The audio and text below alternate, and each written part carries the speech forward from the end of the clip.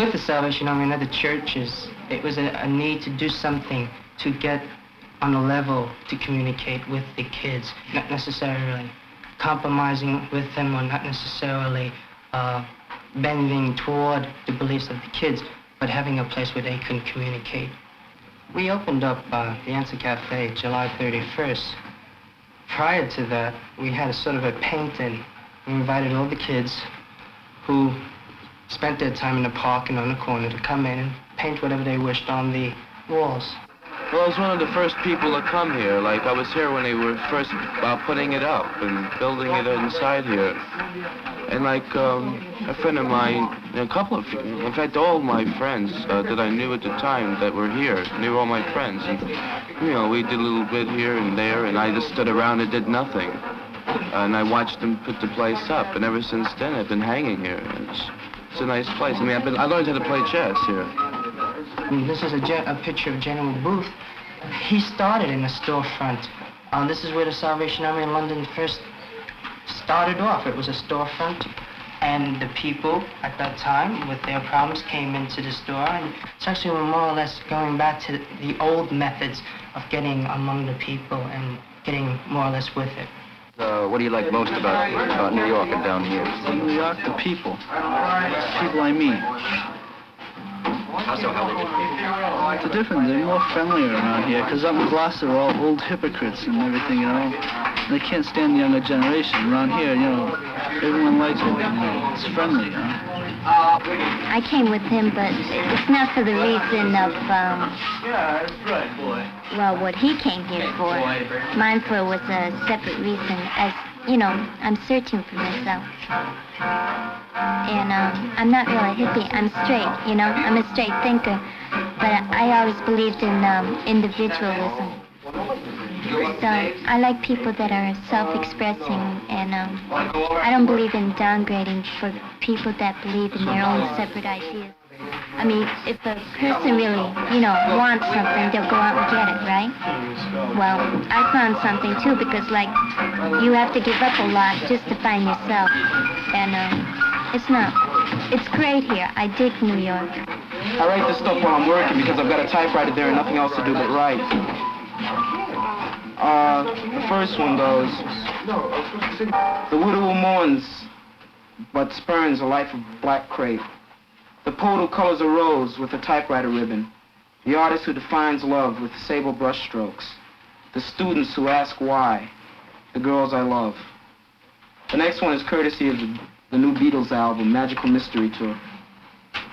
I am he, as you are he, and you are me, and we are all together. And that sort of goes, thank you to John, Paul, George, and Ringo. That's the end. Mother rapers and father robbers and staying or leaving. Kill, kill. Why am I here? Because I hitchhiked to Georgia where they busted me for vagrancy and loitering and walking on the wrong side of the street and no identification, so here I am. So here I am. Clutching, grabbing New York City, you know. Pulled me right back like a spring. I see. How come you found yourself right here? How come you're right here? Right here in the Answer Cafe? Yeah. I had to say hello to Kevin Bryant again. You know, welcome back and all that. I see. Why again? How'd you meet him before? Before? How did I meet you before? Oh, I know. It was last summer. He was walking in the park, and I found out that this was the Answer Cafe and all that, and he said come in and, you know, talk a while and I'll listen. Some of our leaders in New York City felt there was a, you know, a definite need for the Salvation Army to invade Greenwich Village, and they were aware of the problem the young people were having with drugs, and of course the well-publicized problem of runaways, and our leaders felt that the Salvation Army had a definite program which could be operated in the village. Oh, I'm visiting, but I was a runaway.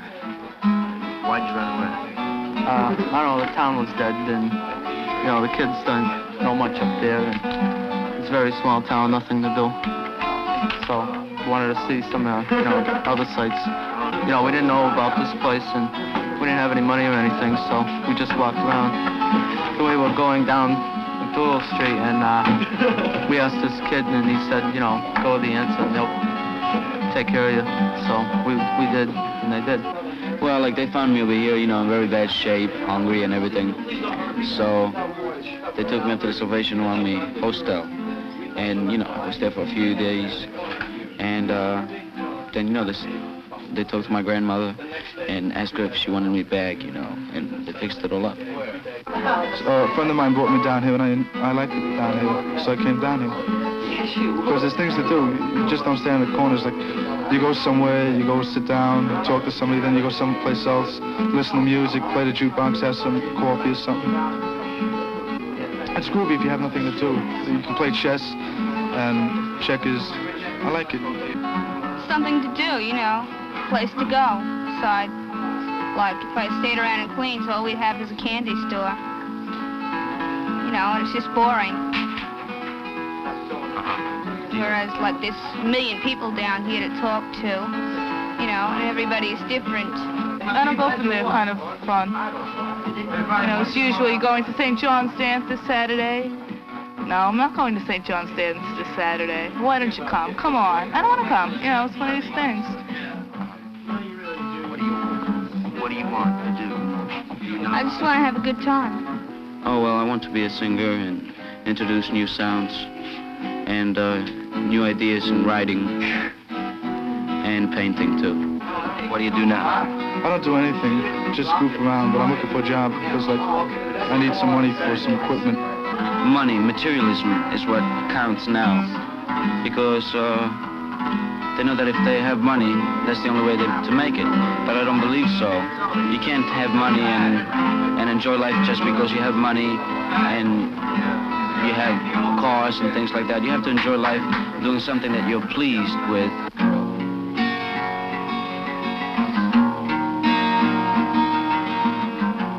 I have worked for many years to build a fine new world,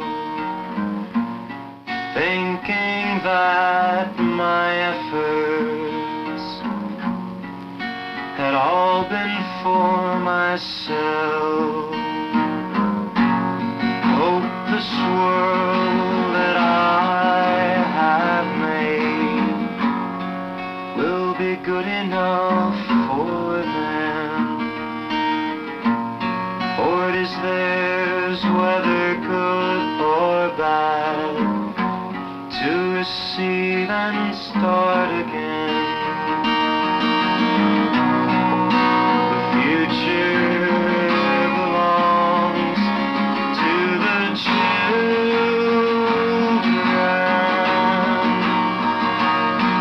The children, every little child.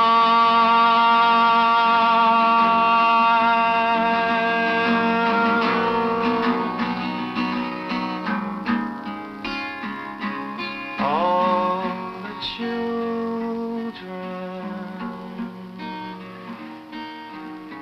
the children, all the kids.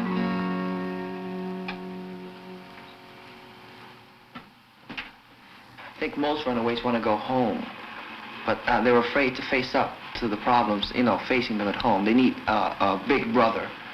This is why the answer is here. What's wrong with American youth? Why they run away? A lack of understanding, a lack of communication between the parents and the young. There's such a gap. I wouldn't want anybody to know what I do in Brooklyn. I mean, it's none of their business. I don't stay with anybody in Brooklyn, and they don't mean anything to me. So they're not part of my social life. I go to school, I talk to them, and after school, they don't stay with me. What school do you go to? School's on 7th Avenue, in the 9th grade. What grade? 9th. How old are you? 14. What do I want? I don't know. I couldn't really say. Mostly I was searching for myself because there's no answer to what I want. You just have to look for it and find it. The difference with the people who come here, they don't know where they're going. I do. I have a goal in life which I want to fulfill. That's why we're different.